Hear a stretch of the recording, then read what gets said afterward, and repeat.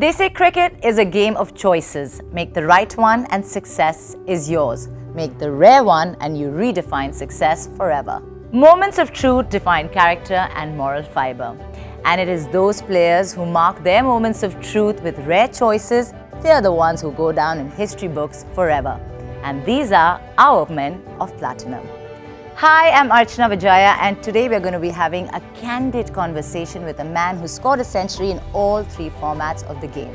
Fans know him as somebody who's faced so many moments of truth in his career, but always led with rare values and character.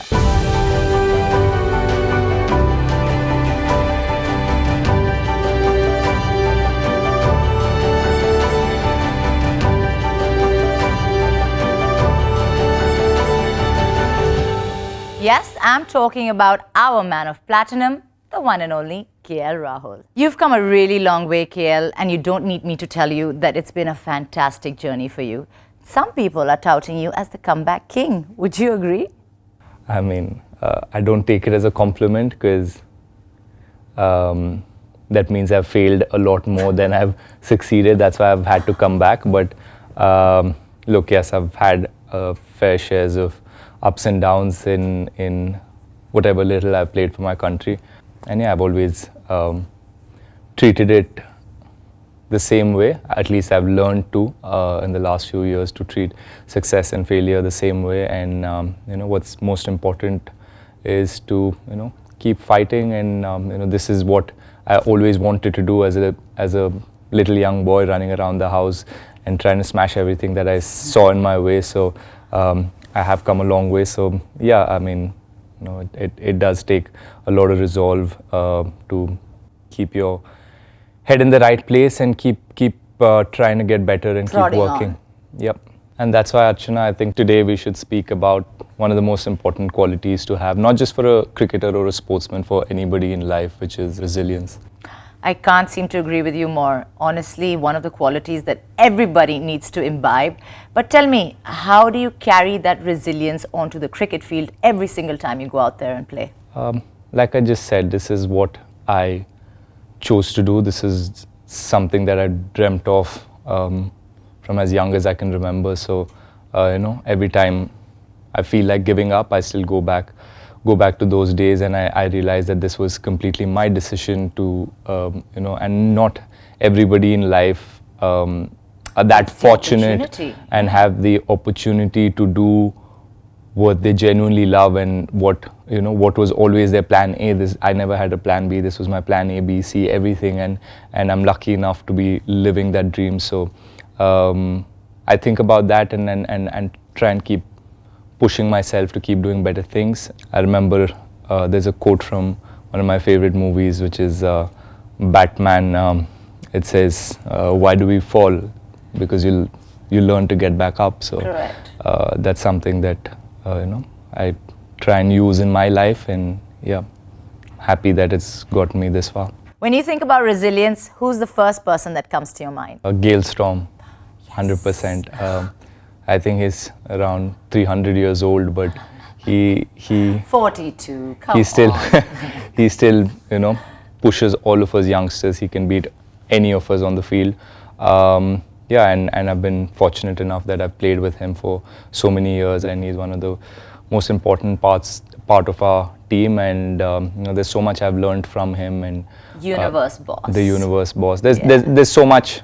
There's so much flair and flamboyance that he has, but under all of it is so much resilience. Because I remember after having achieved so much, he's one of the greatest T20 players, or one of the greatest cricket players as well.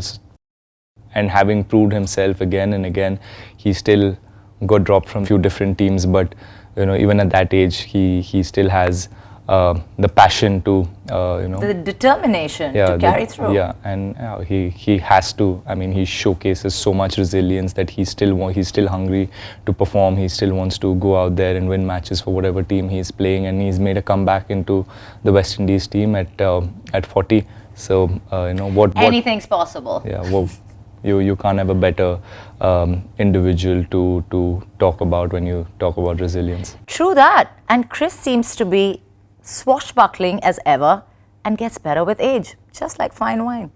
Yeah, absolutely. And see, I think resilience is one such thing that, I don't think everyone's blessed and born with it. And it's a quality that you can work on.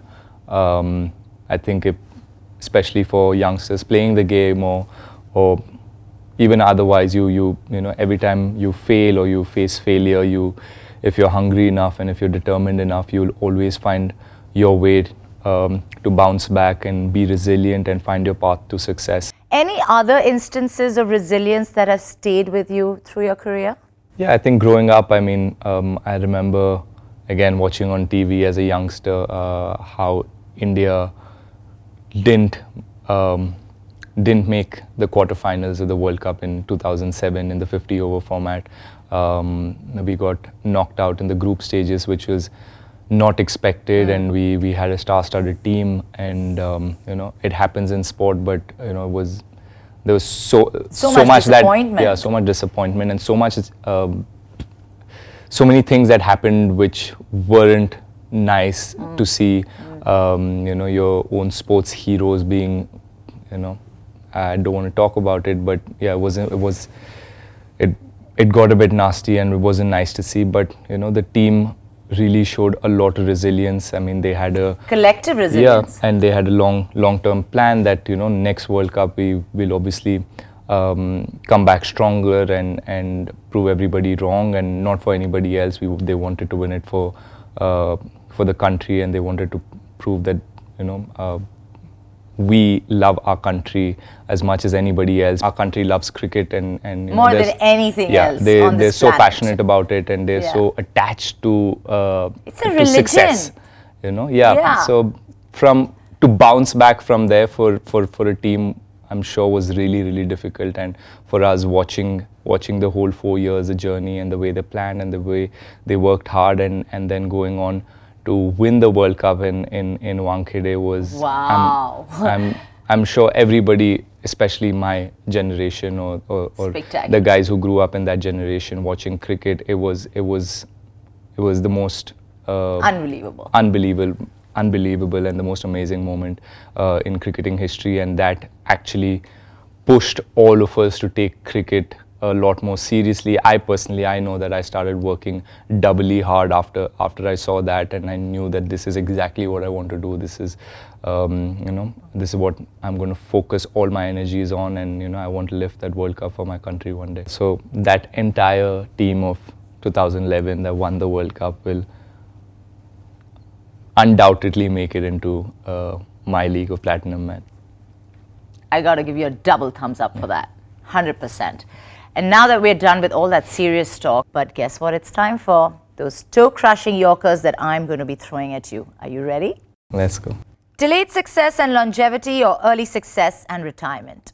I wouldn't like delayed success, but I do believe that delayed success gives you longevity, and that's what has happened in my career, so I'd choose that. Bat through the innings of a one-day, or bat the last day with the last batsman to save a test? Bat the last day of the test match to save the test. Bat for all of day 1 against fast bowlers on a fast track, or batting for all of day 5 against spinners on a turning wicket? I'd choose day 1 fast bowlers. What's the rare quality that you don't often get to see on the cricket field? So I think I'd choose humor. Really? Yeah, I think the game's gotten very serious and very competitive in the last few years, and we don't see a lot of laughter or a lot of humor in the field, so you'd like more of that? Yeah, I'd like to see more of that. I think I would like from myself as well, and the rest of the team. Cool. On a scale of 1 to 10, how important are these values on and off the field? First, resilience. 10 on 10 on and off the field. Okay. Second, humility. I mean, you can do with 8 on 10 on the field, but 10 on 10 off the field. Third, courage. Again, 10 on 10 on 10 on 10 on 10. Yeah, 10 on 10 on the field has to be. I mean, off the field, you can do with 9 or 8. Now that you've rated these values, how about you rate your own style quotient on a scale of 1 to 10? Let me rate it for you first. 10 on 10. 3. 10 on 10. 10 on 10. Name one outfit and accessory that makes you feel really good about yourself. I like accessorizing and like wearing bracelets because I think my style is very simple in terms of clothing. I don't wear loud colors or I don't wear blingy clothes. So I just feel like, you know, these things just Accentuate. yeah, just stand out a little bit more and people take notice a little bit. Not like my personality needs things like accessories for me to stand out. Yeah. Ah, there's that humor that we were looking for. I don't think that was humorous. It's fact.